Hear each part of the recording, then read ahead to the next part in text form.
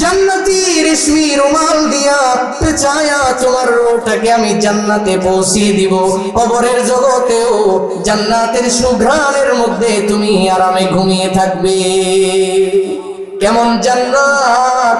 দুনিয়ার মধ্যে আমরা আছি, দুনিয়ার উপরে জমিন, জমিনের উপরে আমরা চলাফেরা করি, এর নিচে পানি, কিন্তু যত জায়গায় আল্লাহ জান্নাতের ওয়াদা করতেছেন সব জায়গায় আল্লাহ বলতেছেন জান্নাতিন তাজরি মিন তাহতিহাল আনহার।